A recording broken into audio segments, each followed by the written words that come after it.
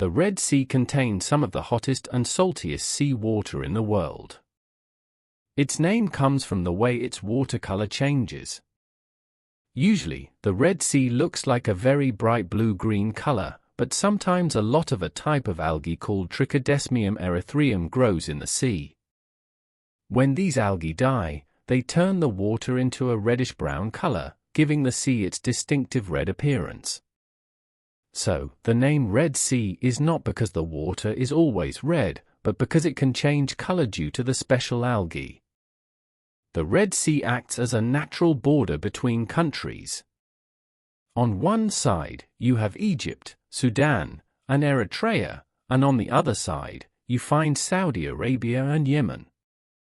In terms of size, the Red Sea is about 190 miles wide at its broadest point. The entire area it covers is approximately 450,000 square kilometers. From a geological perspective, the Red Sea is located in a large crack or fault depression in the Earth's crust that divides two major pieces of land, Arabia and North Africa. Towards the north of the Red Sea, it divides into two parts, the Gulf of Suez to the northwest and the Gulf of Aqaba to the northeast. The Gulf of Suez is relatively shallow, about 180 to 210 feet deep, and is bordered by a wide coastal plain.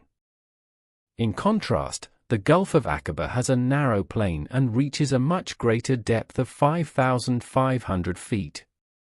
As you move south from this point, the Red Sea takes a winding path, creating curves, and bends to the Bab el-Mandeb Strait.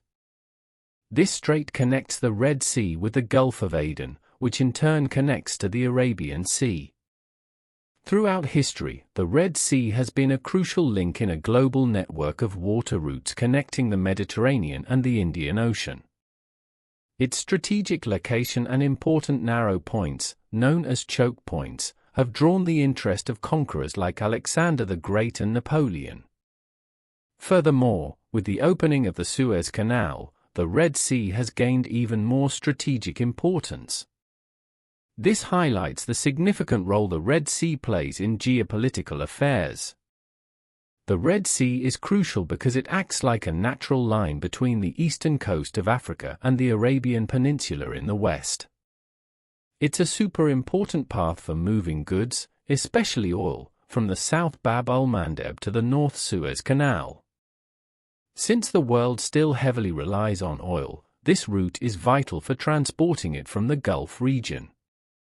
About 12% of all global trade and 30% of container traffic worldwide go through the Suez Canal every year, carrying goods worth over $1 trillion. This clearly shows how the Red Sea plays a big role in the world economy by helping things move around the globe. The Red Sea is a vital link between the world's two most important waterways, the Suez Canal and the Bab el-Mandeb Strait.